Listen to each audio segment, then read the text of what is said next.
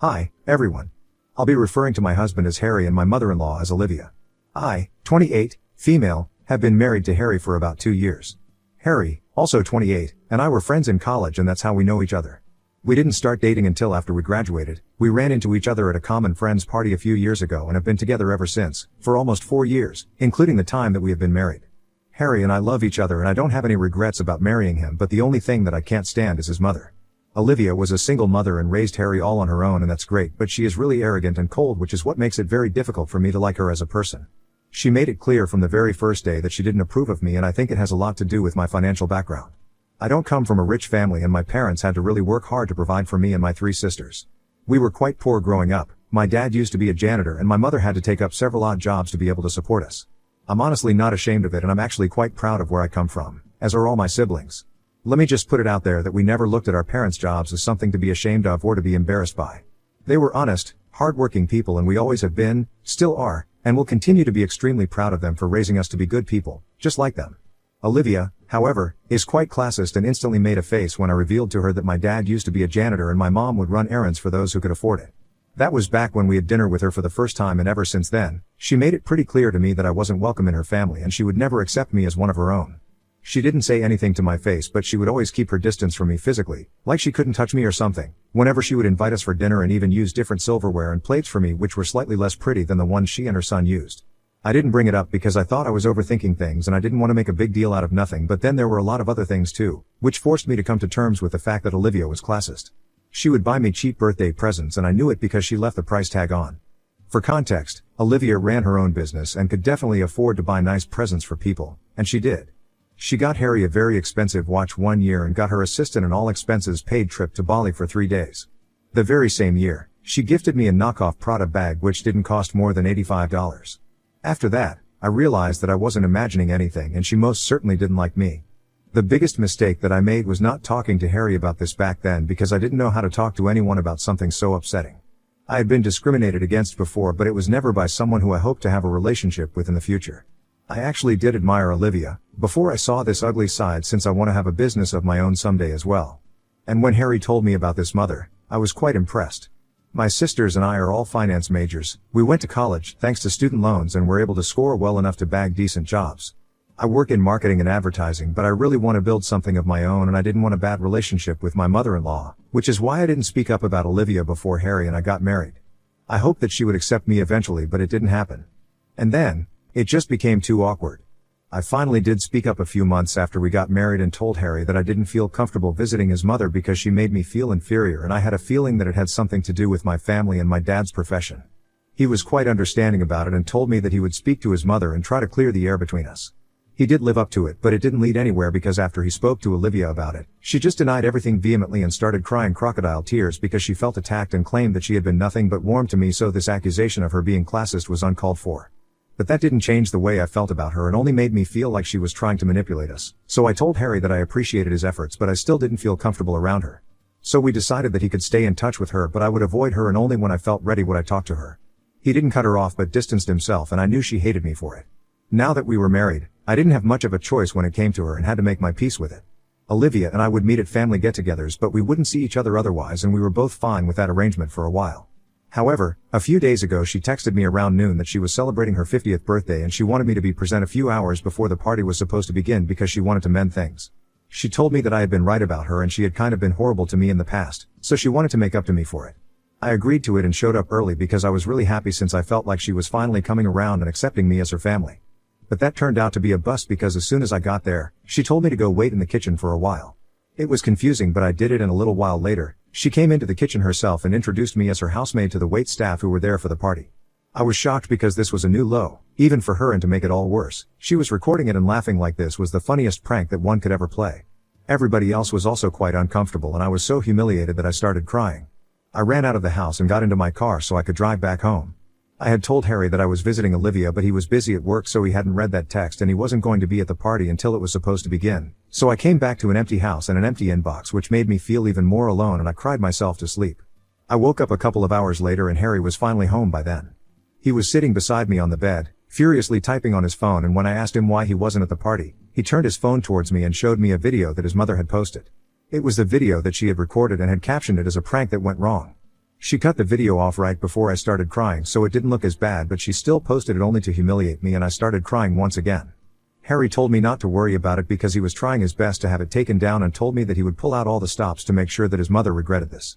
She wasn't replying to his messages or picking up his calls, probably because she was busy with the party, but he knew that she would call him in a while to ask why he wasn't there yet and when she would. He promised me that he would teach her a lesson of a lifetime. He most certainly did live up to the promise, because about an hour after I woke up, his mother called him, and I can't repeat exactly what he called her, but trust me, it was bad. He ended the call by promising to file a lawsuit against her for what she did to me. After he was done yelling at her on the phone, he apologized to me repeatedly for not doing enough about Olivia when I told him that I wasn't comfortable with her. I honestly didn't blame him, because back when I first brought it up with him, I made it seem like it wasn't a big deal, which is why he didn't deal with it that seriously. I also never spoke up about the other incidents that bothered me, and he isn't exactly the most attentive or observant person, so he never picked up on any of that himself either. I can't exactly blame him for not cutting his mother off, because he had no idea exactly how horrible she was capable of being. But then on the day of her party, I finally told him everything, and he was furious.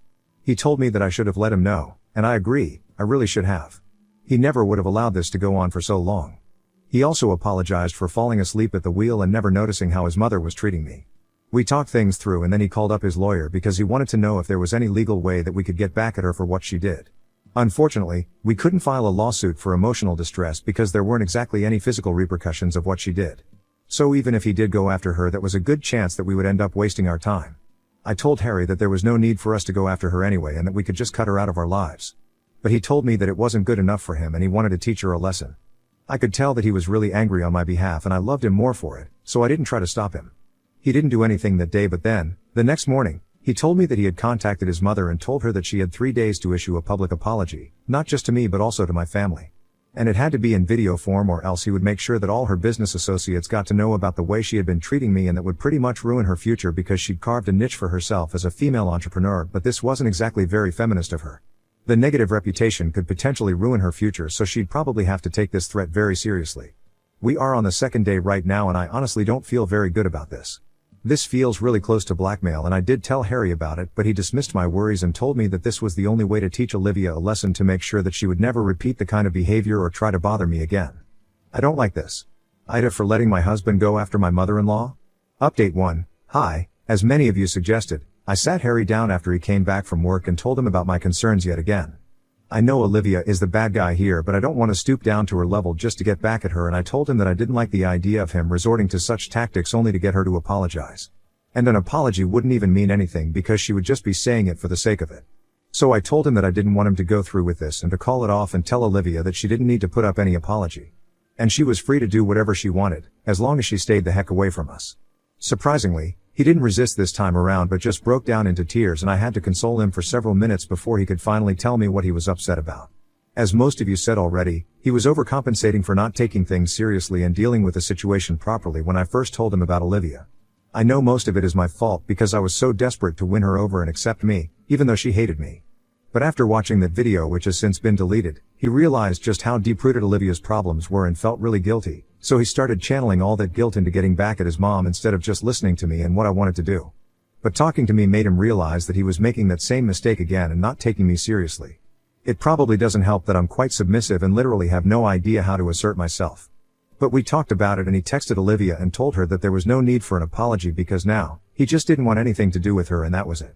I'm actually quite proud of the both of us for dealing with this so well and making sure that it's us versus the problem and not us versus each other. Honestly, Harry and I care very deeply for each other, which is why it was so hard for us to tell one another about the biggest problems. We need to work on that, so we agreed that we are going to look into marriage counseling since we clearly could do with it.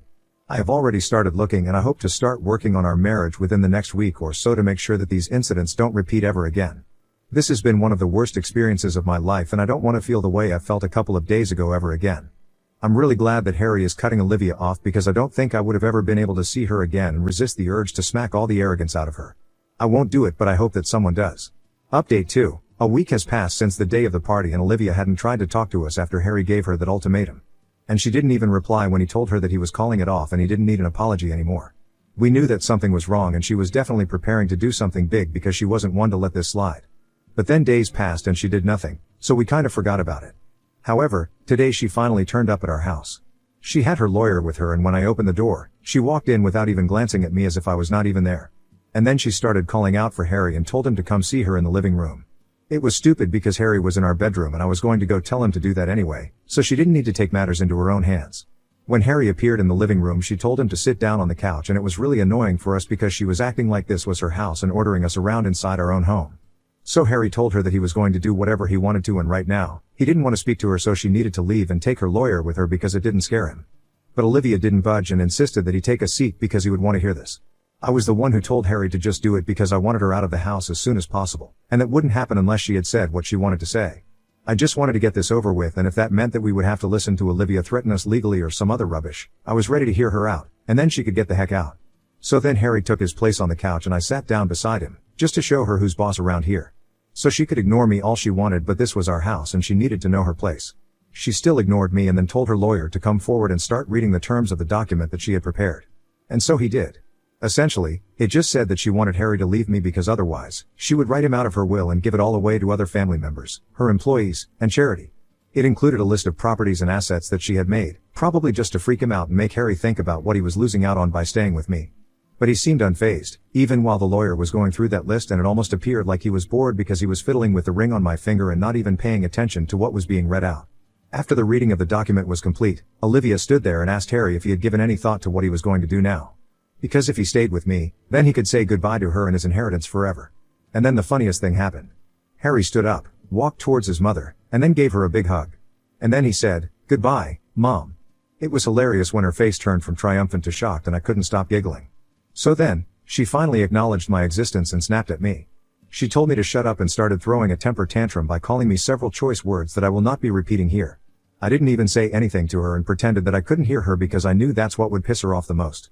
Even Harry didn't argue with her, and after she started screaming at me, he said to me that it was time that we return to our room because this could take a while since his mother was clearly going crazy. And he didn't want to stick around to witness more of her mental breakdown as it was quite embarrassing. Both of us were speaking to each other pretty normally, like she was not there and completely ignoring her wild screaming and cursing. Both of us got up to go back to our room to piss her off, but then she took it too far and started accusing me of being a gold digger. She said that she never should have approved of our marriage and that she should have known that I was only after Harry for his money, probably since my dad was too much of a loser to earn some for himself that was out of line, because she has no idea how hard my dad has worked for us and I'm not going to let anyone take that away from us. I didn't argue, but I just told her that my husband was literally rejecting her in spite of all her money today, so I was anything but a gold digger. I was a working woman, I didn't take any money from my husband and did everything on my own, so she had no idea what she was talking about. Then I told her to get out of my house before I called the police and had her escorted out. She finally left, but her visit had already left a bad taste in our mouths. It was an unpleasant visit, but we got a lot of things out of the way and she knows not to pick on us, so hopefully she will keep that in mind and leave us alone. Update 3. Hey, guys. So I'm back here because Olivia did something really nasty and low and I can't believe that she thought she could get away with this. About 2 weeks have passed since she visited us, and because she didn't do anything or try to talk to us after that, Harry and I assumed that this chapter was finally done with and we could resume our normal lives. Clearly not, because I just got a call from my parents about an hour ago and they were telling me that Olivia had paid them a visit and it was not good. She barged into their house and insulted them, calling them terrible parents who raised a gold digging and conniving B-word like me. She said a lot of other things as well about me, but that's not even what I'm offended about. She told my mother that if she had spent more time at home, actually raising us instead of running errands and trying to earn money, then maybe we would have turned out better. And of course, she did insult my dad about his profession, once again, and said that she never should have allowed her only son to marry into a family like ours. Knowing that my dad was so used to cleaning up other people's trash, it was no surprise that his own daughters were the filthiest. My parents were almost in tears when they were telling me about all the things that she had said, and I just couldn't hold back my anger. I still can't, even thinking about her yelling at my parents in their house makes my blood boil. I'm at work right now, so I can't exactly do anything about it, but as soon as my work for the day is done, I'm heading over to Olivia's house and ripping her a new one because she definitely needs to be taken down. I texted Harry about it as soon as I got to know about what happened with my parents, but he is busy with work, so he hasn't replied yet. I honestly don't want him to accompany me, but I have informed him, so it doesn't take him by surprise when Olivia calls him up, crying about all the things that I said to her. Update 4. Hi, so I'm currently at home. I came back from Olivia's house about 3 hours ago and I swear it was incredibly satisfying to shout at her and let her know exactly what I thought of her. She didn't seem surprised when I showed up at her place and opened the door herself. She was smirking at me, and that's when I lost it. She didn't even have to say anything to make me mad because I was already fuming. I pushed her aside and went inside the house, and then I asked her if she had paid my parents a visit and if she had indeed said all those horrible things to them. When she said yes, she sounded very pleased with herself and I wanted to wipe that smirk right off her face. So I screamed at her as loudly as I could and I swear I felt the house shake. I asked her how dare she, and she was so taken aback by the sheer volume that she had to take a couple of steps back. It's quite comical now that I think about it, but she was really shocked because I am generally a quiet and soft-spoken person and I try not to yell as much as I can. I even kind of surprised myself by how loudly I was screaming at her. I went on to call her a hypocrite and a sad excuse of a human being. I told her that she had completely failed at being a mother because she couldn't even try to put Harry's happiness over her own, which is why she was going out of her way to break us apart. But unfortunately, that was not going to happen because Harry and I loved each other because we were capable of it. Unlike her, who didn't even know what that word meant. It was a low blow, but then I told her that I was glad that her husband passed away when Harry was little because he probably wouldn't have been able to survive living with her. I called her worse than whatever disease that he had, and that's when she started crying. But I wasn't about to stop just yet, so I went on yelling at her for quite a few more minutes. I didn't stop until I finally ran out of steam. By then, she was sobbing inconsolably and I was quite happy about it because it was very satisfying for me to see her break down like that. She had made me feel bad about myself and my family, and worst of all, she had insulted my parents for no fault of theirs. She deserved this. A few minutes after she started crying, I stormed out of the house and came back home. And about an hour after I came back, Harry also returned. He told me that he got off work earlier but he didn't come back home directly, since he thought that I would be at Olivia's house. So he headed over there, but when he reached, I had already left. I'd driven away just a couple of minutes before he got there. The door to his mother's house was already open and he knew that I had been there because when he walked in, Olivia was curled up on the couch and crying her heart out. I thought that Harry was going to be mad at me for making his mother cry like that since she never really expressed her emotions. Not by crying, at least. But he told me that he was proud of me for finally taking a stand for myself and he was happy that I wasn't letting anyone walk over me. He gave me a hug after that and apologized for whatever his mother had said to my parents. And then he told me what he had talked to his mother about before he came back here. It was a short conversation, but that was probably one of the last times that Harry was going to talk to Olivia because he told me that we were going to have no contact with her. And if she tries to mess with us again, then we are filing for a restraining order. Anyway, apparently when Harry asked her about what I had said to her, she repeated everything. Including what I said about his father, and Olivia expected him to defend her and finally say that he was going to leave me because I had taken things too far. But he disappointed his mom yet again and told her that even though it was his father that I was talking about, he didn't find it offensive because Olivia had said much worse things about my family. So she kind of had this one coming. Then he and Olivia got into a fight again where she accused him of not caring about her and taking my side just because I was pretending to be soft and innocent. But he told her that that was not the case at all and the only reason that he was on my side here was because I was right. I had never gone out of my way to hurt her or make her feel inferior. It was she who used to do that to me. And even when she was confronted about it and given a chance to improve, she didn't take it. Instead, she turned it around on me and tried to gaslight me. So now she couldn't complain because she had enough opportunities to make things right with me, but she didn't. And now that I was finally standing up for myself, there was no way that she could victimize herself and make me look like the villain. Then he walked out of his mother's house, even while she was screaming for him to come back, and demanded that he leave me. But he told me that he had made his choice and he didn't care about anything else. It was sweet and we had a cute little moment. We are still going to continue marriage counseling as it's going well. But now we know for sure that we have each other's backs forever, and that's all I ever really wanted anyway.